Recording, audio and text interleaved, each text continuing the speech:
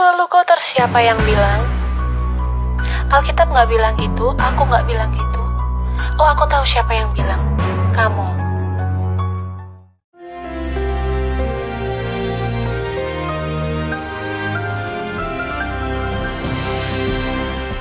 Shalom warga kerajaan, masih mengenai orang-orang muda. Dan di dalam 1 Raja-Raja pasal 20, Raja Israel di utara yaitu Raja Ahab sedang menghadapi kerajaan yang jauh lebih besar daripada dia, itu kerajaan Asyur dipimpin oleh rajanya langsung Ben-Hadad. Tapi ayat 13, perhatikan. Kata seorang nabi, kamu lihat orang yang jumlahnya banyak ini, bukan cuma ramai, multitude. Hari ini juga kuberikan kemenangan kepadamu, supaya engkau tahu bahwa akulah Tuhan. Saya nggak tahu apa yang saudara hadapi hari ini. Musuh yang paling besar, apapun bentuknya. Ada penyakit, soal keuangan, soal keluarga. Tetapi Ahab tanya, dengan bantuan siapa? Melalui siapa? Ya, tidak dikatakan bantuan. Siapa yang akan maju perang? Pakailah orang-orang muda, pengiring kepala-kepala daerah. Orang-orang muda. Lalu siapa yang akan memerintahkan perang? Kamu. Seorang pemimpin harus memberikan arah yang jelas. Tetapi ini sesuatu yang very unusual. Kalau latar belakang kita itu cerita tentang orang-orang Spartan. Mereka dipersiapkan mulai kecil. Kalau saya nonton film 300. Bagaimana Leonidas, yaitu pada waktu kecil pun dilempar di tengah hutan. Menghadapi serigala binatang buas. Dan kita sebagai umat Tuhan tidak pernah anggap enteng orang-orang muda. Saya tidak pernah anggap enteng orang muda. Ya saudaraku. Dan firman Tuhan berkata cuma ada 232. Itu jumlah kecil sekali. Ya tentara cuma 7.000 tapi musuhnya puluhan ribu. Mereka menyerang waktu tengah hari. Dan kita tahu mereka mengalami kemenangan yang gilang gemilang. Ketika orang-orang muda itu maju menyerang lebih dahulu. Coba perhatikan ini. Kita ingat salah satu warrior kita yang masih muda, David. Ketika melihat Goliat, sementara Saul yang mantan diurapi itu dan semua tentaranya yang profesional tetapi tidak diurapi melarikan diri sembunyi. Maka David berlari ke arah daripada Goliat. Saudaraku jangan lupa itu. Apa kelebihan anak-anak muda? Semangat, entusiasme. Ya, tidak terlalu banyak pertimbangan. Saya percaya akhir zaman ini Tuhan pasti memakai orang-orang muda. Pencurahan Roh Kudus pertama kepada putra dan putrimu. Terjemahan bahasa Indonesia salah, anak-anak. Your sons and your daughter. Lalu kemudian orang-orang mudamu. Baru ranking ketiga, orang-orang tuamu akan bermimpi. Apa senjata mereka? Profesi. Kalau orang tidak diurapi Roh Kudus tidak mungkin bernubuat. Mendapat penglihatan. Penglihatan apa yang saudara harus lihat? Bukan orang banyak itu musuh yang besar. Tetapi kemenangan yang Tuhan sediakan. Rasul Paulus berkata, kita bersyukur pada Tuhan yang selalu membawa kita di jalan kemenangannya. Ini sesuatu yang sangat tercatat dalam sejarah ya. 300 orang Spartan menghadapi 1 juta tentara daripada Persia, saudara. Dan mereka yaitu mencegatnya di sebuah tebing ataupun yaitu belahan batu ataupun gunung batu yang namanya Thermopylae. Thermopylae itu artinya gerbang panas, saudaraku. Dan saya berdoa supaya semua orang muda yang mendengarkan berita ini dan yang berjiwa muda, semuanya akan berkata, yes Lord. Tuhan memberkati kita semua. Terimalah kemenangan di dalam nama Yesus. Amin. Shalom warga kerajaan Allah, kembali kita pada ibadah online pagi hari ini. Saya percaya dimanapun kita berada, di dalam Tuhan selalu ada bersama-sama dengan kita. Kita hari ini mau sama-sama sembah Tuhan, kita mau datang hadiratnya, kita mau mengucap syukur atas segala berkat yang telah Tuhan berikan kepada kita.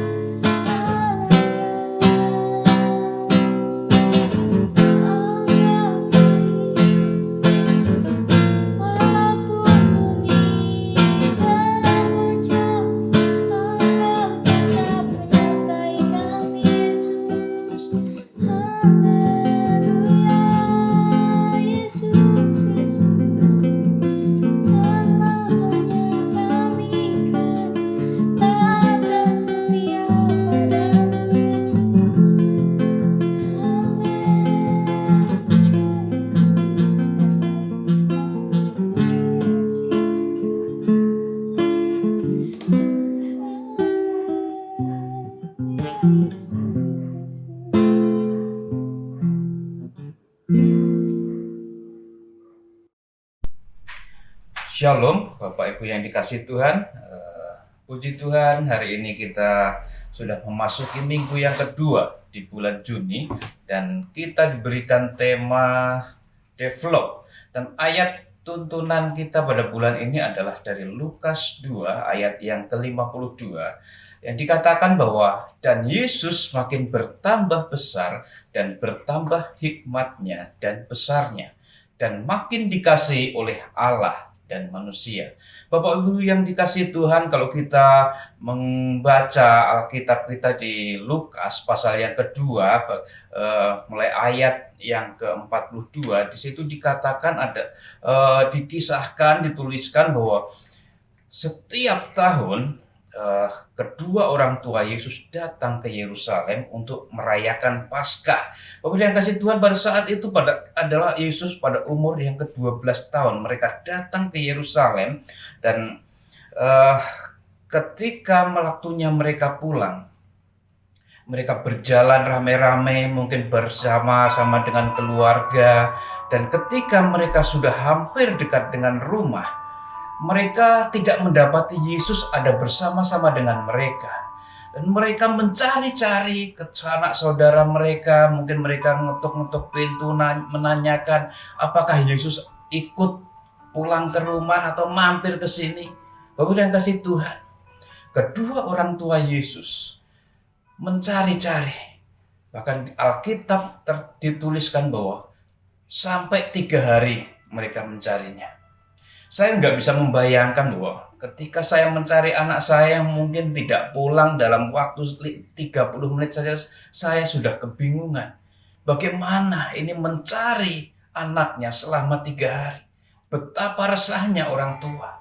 Mungkin kalau hari-hari ini mereka mungkin sudah lapor polisi, lapor kehilangan orang. Tapi Bapak yang kasih Tuhan, betapa mereka terkejutnya ketika mereka menemukan Yesus masih ada di Yerusalem, masih ada di Bait Allah. Dan mereka menemukan bahwa di situ Yesus sedang duduk bercakap-cakap dengan para ahli, alim ulama, bertanya jawab dan mereka. Bahkan para alim ulama itu mengakui kecerdasan daripada Yesus. Bapak yang kasih Tuhan, saya percaya ini adalah peran dari Yusuf sebagai orang tua dari Yesus. Bapak yang kasih Tuhan, sebagai tradisi orang Yahudi, orang Israel pada masa perjanjian lama adalah mereka sebagai orang tua tuh mereka benar-benar mengajarkan takut akan Tuhan pada anak-anak mereka. Mereka benar-benar mengajarkan hukum Taurat pada anak-anak mereka sebelum anak-anak mereka masuk ke sekolah dasar, pada saat itu disebut dengan Bet Semes. Bapak yang kasih Tuhan, mereka benar-benar mengajarkan pada anak-anak mereka untuk doa malam, doa pagi. Bahkan mereka, Bapak yang kasih Tuhan, setiap hari mereka berdoa. Bahkan salah satu doa yang mereka ajarkan setiap hari adalah dari Ulangan pasal yang ke-6 yang mereka sebut dengan Shema Yisrael. Doa yang seperti ini, Bapak Saudara kasih. Dengarlah hai orang Israel, Tuhan itu Allah kita, Tuhan itu esa. Kasihilah Tuhan Allahmu dengan segenap hatimu dan dengan segenap jiwamu dan dengan segenap kekuatanmu. Apa yang kuperintahkan kepadamu pada hari ini haruslah engkau perhatikan. Haruslah engkau mengajarkannya berulang-ulang kepada anak-anakmu dan membicarakannya apabila engkau duduk di rumahmu, apabila engkau sedang dalam perjalanan, apabila engkau berbaring, dan apabila engkau bangun. Haruslah juga engkau mengikatkannya sebagai tanda pada tanganmu, dan haruslah itu menjadi lambang di dahimu. Dan haruslah engkau menuliskannya pada tiang pintu rumahmu dan pada pintu gerbang. Udah kasih Tuhan, tertulis juga di Ulangan ayat pasal yang ke-11 ayat 13. Ini yang menjadi pegangan dari orang Israel pada saat itu, bahkan mungkin juga dengan kita seharusnya saat ini. Ulangan 11 ayat 13. Jika kamu dengan sungguh-sungguh mendengarkan perintah yang kusampaikan kepadamu pada hari ini, sehingga kamu mengasihi Tuhan Allahmu dan beribadah kepadanya, dengan segenap hatimu dan dengan segenap jiwamu, maka Ia akan memberikan hujan untuk tanahmu pada masanya, hujan awal dan hujan akhir, sehingga engkau dapat mengumpulkan gandummu, anggurmu, dan minyakmu. Lompat ke ayat 19. Kamu harus mengajarkannya kepada anak-anakmu dengan membicarakannya apabila engkau duduk di rumahmu dan apabila engkau sedang dalam perjalanan, apabila engkau berbaring dan apabila engkau bangun. Engkau harus menuliskannya pada tiang pintu rumahmu dan pada pintu gerbangmu, supaya panjang umurmu dan anak-anakmu di tanah yang dijanjikan Tuhan dengan sumpah kepada nenek moyangmu untuk memberikannya kepada mereka selama ada langit di atas bumi. Bapak Ibu yang kasih Tuhan, itu adalah hal yang satu perintah Tuhan yang dipegang, yang benar-benar mereka pegang, bangsa Israel ini pegang hingga saat ini. Mereka tetap mengajarkan kepada anak-anak mereka tentang takut akan Tuhan, tentang Taurat Tuhan. Bapak yang kasih Tuhan, hari ini kita akan belajar tentang develop. Apa itu develop, Bapak Saudara? Develop itu adalah melakukan segala daya upaya yang terbaik dengan tujuan untuk mencapai visi. Dengan tujuan, dengan kata lain bahwa mengusahakan supaya menjadi lebih baik. Dengan kata lain, develop itu adalah mengembangkan. Nah, Bapak yang kasih Tuhan, sebelum kita melanjutkan, kita berdoa dulu. Belum rohani kan, sepertinya kalau kita belum berdoa. Haleluya. Mari kita tundukkan kepala. Bapak Ibu yang kami bersyukur untuk kasih anugerah-Mu Tuhan. Terima kasih buat hari ini. Penyertaan-Mu, perlindungan-Mu bagi kami senantiasa luar biasa atas kami. Berkat-Mu senantiasa melimpah atas kami. Dan kami bersyukur untuk setiap berkat yang Tuhan berikan bagi kami. Dan saat ini Tuhan, kami menyerahkan seluruh hidup kami dalam tangan kasih-Mu. Saat ini kami mau mendengarkan isi hati-Mu. Urapi hamba-Mu yang akan menyampaikan isi hati-Mu. Urapi lidah mulut bibir hamba-Mu, sehingga apa yang hamba sampaikan benar-benar pesannya daripada-Mu. Dan juga berikan bagi kami hati dan telinga seorang murid. Melalui telinga kami boleh mendengarkan firman-Mu. Yang melalui pendengaran kami muncul iman dalam hati kami. Hingga olehnya kami hidup. Kami percaya bahwa firman-Mu adalah Engkau sendiri Tuhan. Dan kami percaya bahwa firman-Mu itu berkuasa. Dan firman-Mu sanggup untuk mengubahkan hidup kami. Bapa, berikan pada pagi hari ini apa yang dunia tidak bisa berikan bagi kami. Dalam nama Tuhan Yesus Kristus, kami berdoa. Haleluya. Amin. Bapak yang kasih Tuhan, di dalam kita mengembangkan hidup kita. Dan saya untuk pagi hari ini, tema khotbah hari ini saya berikan tema fans atau murid. Bapak yang kasih Tuhan, ketika kita memiliki suatu tujuan, kita hanya sekedar menjadi fans atau kita benar-benar menjadi murid Kristus. Untuk mencapainya kita membutuhkan beberapa hal yang harus kita lakukan. Nah, sebelum kita masuk ke hal-hal yang harus kita lakukan, kita baca firman Tuhan di dalam Matius pasal yang ke-8, mulai ayat yang ke-18 hingga ayat yang ke-22. Ini dikatakan bahwa hal mengikut Yesus. Ketika Yesus melihat orang banyak mengelilinginya, Ia menyuruh bertolak ke seberang. Lalu datanglah seorang ahli Taurat dan berkata kepadanya, "Guru, aku akan mengikut engkau kemana saja engkau pergi." Yesus berkata kepadanya, "Serigala mempunyai liang dan burung mempunyai sarang, tetapi anak manusia tidak mempunyai tempat untuk meletakkan kepalanya." Seorang lain, yaitu salah seorang muridnya, berkata demikian, "Tuhan, izinkanlah aku pergi dahulu menguburkan ayahku." Tetapi Yesus berkata kepadanya, "Ikutlah aku dan biarlah orang mati menguburkan orang-orang mati mereka." Bapak yang kasih Tuhan, hal yang pertama untuk mencapai satu tujuan, untuk kita menjadi seorang murid adalah komitmen. Ini tadi dikatakan bahwa ketika Yesus melihat orang banyak mengelilinginya, ia menyuruh bertolak ke seberang. Ayat 19. Lalu datanglah seorang ahli Taurat dan berkata kepadanya, Guru, aku akan mengikut engkau kemanapun engkau pergi.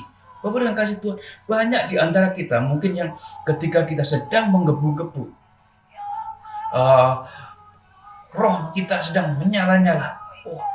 Mungkin karena hanya sekedar melihat pengikutnya banyak di gereja ramai, mereka bersemangat, Yesus, aku mau mengikut engkau. Apa yang menjadi jawaban Yesus, saudara? Serigala mempunyai liang dan burung mempunyai sangkar, tetapi anak manusia tidak mempunyai tempat untuk meletakkan kepalanya. Dengan kata lain, saudara, ketika kita mengikut Yesus, Yesus katakan, kalau engkau mengikut aku, tidak ada tempat yang nyaman. Engkau akan mengalami kesulitan, engkau akan mengalami halangan, engkau akan mengalami rintangan. Bapak dan kasih Tuhan, itulah yang sangat penting bagi kita. Kalau kita ingin menjadi seorang murid Yesus, kita harus memiliki komitmen. Bapak dan kasih Tuhan, mungkin hari-hari ini kita melihat mungkin dengan grup-grup musik, atau mungkin kita bisa dimanapun grup musik itu konser, kita berusaha untuk menonton, berusaha untuk mengikutinya. Bahkan saya pernah ketemu orang, saudara, ada satu grup musik dari luar negeri, ada konser di satu kota di dekat kita di tempat ini. Jam 1 pagi mereka sudah datang mengantri untuk masuk ke ruangan. Tiket sudah mereka beli secara online dan mereka datang, mereka sudah jam 1 pagi. Padahal acaranya jam 12 siang. Saudara dan kasih Tuhan, begitu mereka ngefans pada satu grup. Fans itu ketika mereka ada di mana-mana, mungkin mereka mengikutinya. Ada konser di sini, datang. Ada KKR di sini, datang. Tiap minggu datang ibadah, pelayanan. Bapak yang kasih Tuhan. Tapi itu belum bisa menunjukkan bahwa itu adalah seorang murid Yesus. Bapak yang kasih Tuhan. Kemudian seorang lain lagi berkata kepada Yesus, Tuhan, izinkanlah aku pergi dahulu menguburkan ayahku, dan aku akan mengikut engkau. Tapi Yesus berkata kepadanya, ikutlah aku dan biarlah orang mati menguburkan orang-orang mati. Kemudian kasih Tuhan, mungkin dari antara kita juga mungkin ada orang-orang yang, Tuhan, aku mau mengikut engkau, tapi kalau aku sudah hidup udah enak, atau orang tuaku saat ini udah tua, kalau biar nggak jadi beban untuk aku mengikut engkau, biarlah tunggu orang tuaku dulu. Nggak ada. Udah kasih Tuhan. Padahal pada saat mungkin belum tahu orang tua kita tuh, saya percaya saat dia berkata orang tuanya belum mati. Tetapi dia berkata pada Yesus, izinkan aku menguburkan. Mungkin orang tuanya masih hidup, sudah tua, tapi kan nggak tahu berapa tahun kemudian orang tuanya akan meninggal dan dikuburkan. Mungkin bisa 5 tahun kemudian, 10 tahun kemudian. Bapak dan kasih Tuhan, kalau kita punya kerinduan untuk mengikut Yesus, mari ambil komitmen. Saat itu juga, kalau kau mau ikut Yesus, langsung aku mau ikut Yesus. Bapak dan kasih Tuhan, komitmen ini menjadi hal yang sangat penting. Komitmen diawali dengan kemauan yang kuat. Bahkan tanpa kemauan yang kuat, komitmen tidak akan pernah terjadi. Memang kendala yang sering dihadapi dalam berkomitmen adalah masalah kemampuan. Tetapi sekalipun kemampuan sangat dibutuhkan dalam menjalankan komitmen, tetapi kemauan yang kuat adalah hal yang terpenting dalam menjalankan komitmen. Mungkin saudara pernah membaca Alkitab tentang seorang kaya yang akan mengikut Yesus. Ketika dia datang pada Yesus, apa yang harus aku lakukan untuk aku bisa mengikut engkau? Yesus katakan, pergilah, jualah hartamu dan bagikanlah pada orang-orang miskin. Bapak dan kasih Tuhan, apa yang terjadi? Orang kaya pelan-pelan pergi meninggalkan Yesus. Kenapa? Hartanya sangat banyak. Sayang kalau dibagi-bagikan pada orang miskin. Dalam pikirannya, Bapak yang kasih Tuhan, banyak orang yang sebetulnya yang memiliki kemampuan untuk maju dan berkembang, tetapi sayangnya mereka tidak memiliki kemauan yang kuat untuk maju dan berkembang. Dan akhirnya mereka tumbang. Itu merupakan masalah yang kita hadapi hari-hari ini. Sekalipun seseorang memiliki kemampuan yang terbatas, tetapi ketika dia memiliki kemauan yang kuat dan mau berkomitmen, maka kendala apapun yang menghadang akan dia hadapi sampai dia selesaikan. Bapak yang kasih Tuhan, untuk menjadi murid Kristus yang pertama, kita membutuhkan komitmen. Kita membutuhkan kemauan yang kuat. Komitmen bukan sekedar kemampuan, tapi komitmen adalah kemauan yang kuat. Bapak yang kasih Tuhan, nah, saat kita memiliki tujuan untuk berkembang, untuk ingin menjadi murid Kristus, bukan sekedar fans, bukan sekedar mengikuti konser-konser yang ada, bukan sekedar datang ibadah di hari Minggu, maka kita pun akan berkembang untuk menjadi murid, maka kita pun akan mulai menghadapi halangan dan rintangan. Oleh kasih Tuhan, tentu dalam menghadapi halangan dan rintangan kita tidak bisa mengandalkan kekuatan kita. Kita membutuhkan hikmat Tuhan, kita membutuhkan strategi yang tepat untuk dapat menghadapi dan menyelesaikan setiap halangan dan rintangan. Bapak yang kasih Tuhan, ketika kita menghadapi halangan dan rintangan, jangan panik. Jangan panik.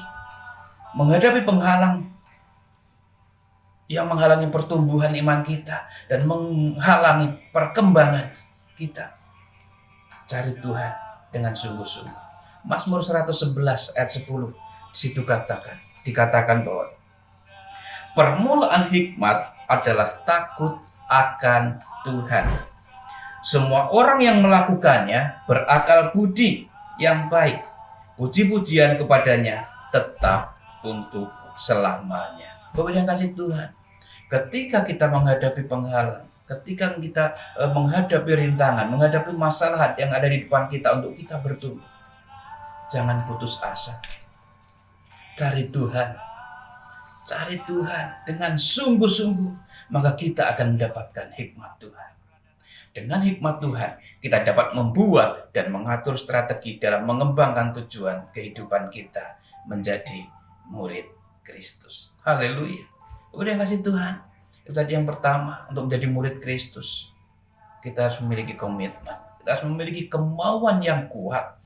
Kemudian yang kedua, kita membutuhkan hikmat, membutuhkan strategi. Yaitu kita harus menjadi orang yang benar-benar takut akan Tuhan. Kemudian, Bapak yang kasih Tuhan, ketika kita dapat maju dan mengembangkan tujuan kita untuk menjadi murid Kristus, kita tidak hanya sekedar memiliki komitmen dan strategi. Masih ada satu hal lagi yang harus kita lakukan agar kita dapat maju, kita dapat bergerak, kita dapat berkembang. Itu apa benar? Tindakan yang nyata. Ada satu slogan dari pemimpin kita, apa benar yang kasih Tuhan? Kerja, kerja, dan kerja. Haleluya. Komitmen dan strategi harus diwujudkan dengan tindakan yang nyata agar kita dapat maju dan mengembangkan tujuan kita menjadi murid Kristus, bukan sekedar fans. Tindakan yang nyata adalah hasil dari komitmen dan hikmat. Tindakan yang nyata adalah hasil dari kemauan yang kuat dan juga strategi yang matang. Bapak yang kasih Tuhan, untuk menjadi murid Kristus sangat membutuhkan yang pertama, komitmen, kemauan yang kuat. Yang kedua, kita membutuhkan hikmat atau strategi yang matang. Kemudian yang terakhir, yang ketiga adalah untuk menjadi murid Kristus, kita membutuhkan tindakan yang nyata. Apa betul? Kerja. Lakukan. Apa yang firman Tuhan katakan, lakukan. Harus ada tindakan nyata. Jangan hanya punya keinginan, kerinduan, atau mimpi. Apabila tidak ada ketiga hal itu, Bapak yang kasih Tuhan, Anda hanyalah fans. Anda bukan jadi murid Kristus. Saya tentang Bapak Saudara saat ini. Apa yang menjadi kerinduan Bapak Saudara? Anda hanya mau menjadi seorang fans ketika hadir ibadah tiap minggu, mungkin pelayanan juga, di situ hanya senang-senang cukup di situ, atau Bapak Saudara menjadi murid Kristus, mengimpartasikan kasih Tuhan itu kepada lingkungan. Apa yang Yesus lakukan, Bapak Saudara juga lakukan. Haleluya. Mari kita berdoa. Kami bersyukur untuk kasih anugerah-Mu Tuhan. Terima kasih untuk hari ini. Terima kasih untuk firman. Kami mau Tuhan, hari ini kami mau ambil keputusan untuk kami mau menjadi murid-Mu, menjadi murid Kristus. Kami tidak mau hanya sekedar menjadi fans, hanya senang-senang saja, tapi kami mau menjadi murid Kristus. Dan kami percaya ketika kami ambil keputusan untuk kami menjadi murid, banyak tantangan, banyak rintangan di depan yang akan kami hadapi. Tapi kami tetap percaya bahwa di hadapan Engkau, di dalam Engkau, ada masa depan yang penuh dengan pengharapan. Terima kasih Bapa. Berkati setiap putra-putrimu, biar anugerah Tuhan menyertai mereka.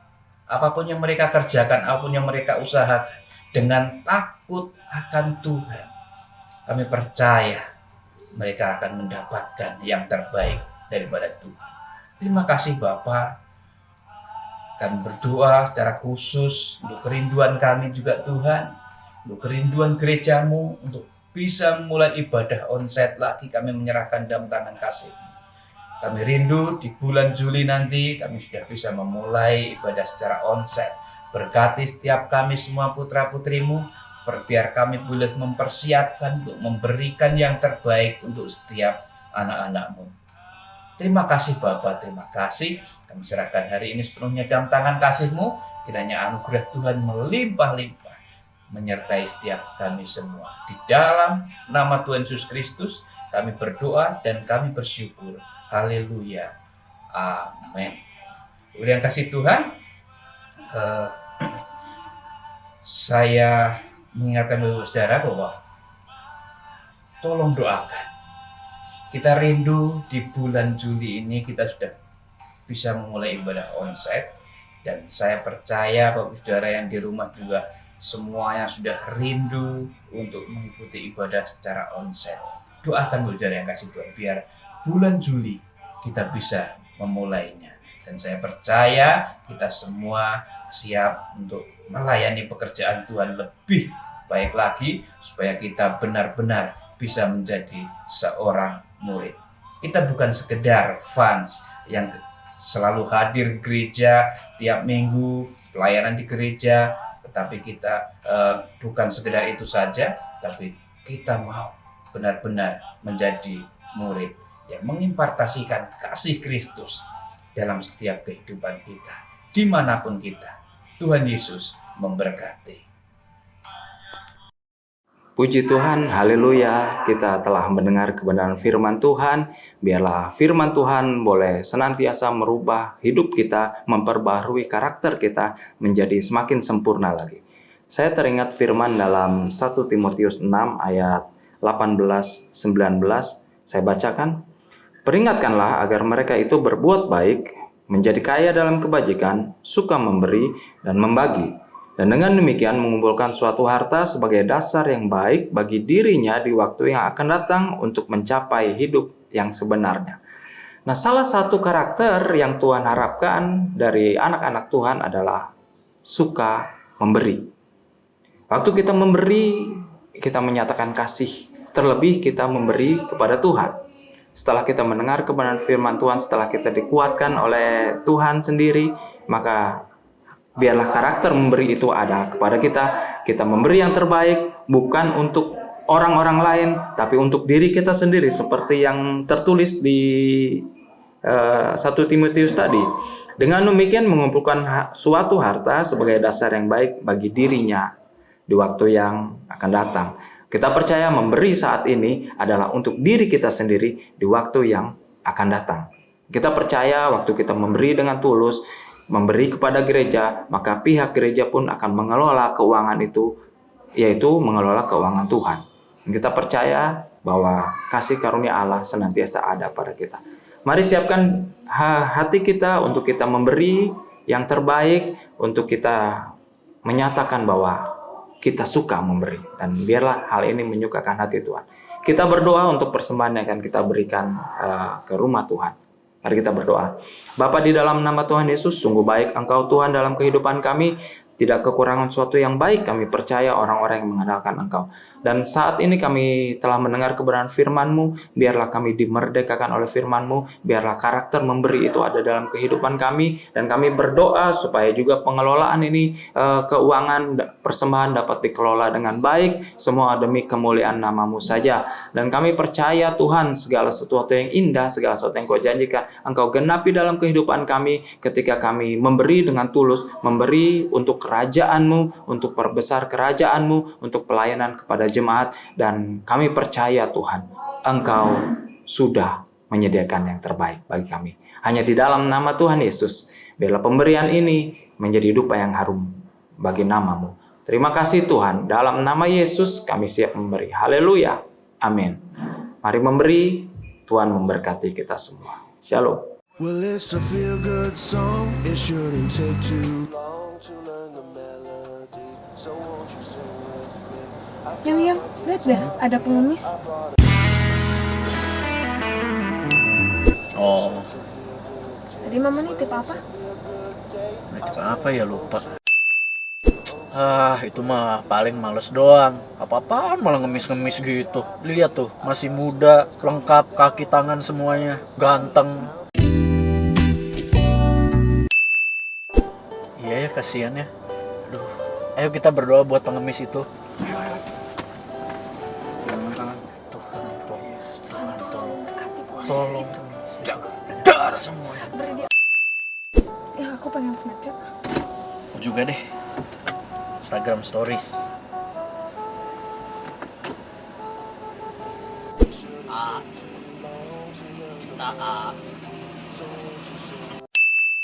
Pengemis, kasihan sekali nasib engkau. Di mana orang-orang baik?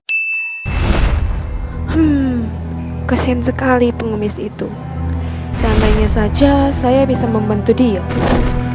Tapi sayang, saya tidak membawa uang receh. Aduh, gawat. Tadi mama nitip wortel berapa kilo ya? Duh, mana nggak bawa duit lagi.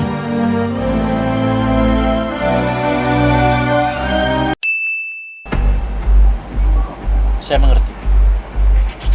Pengiriman akan dilakukan sebentar lagi. Ya, saya akan kirimkan secepatnya. Baik.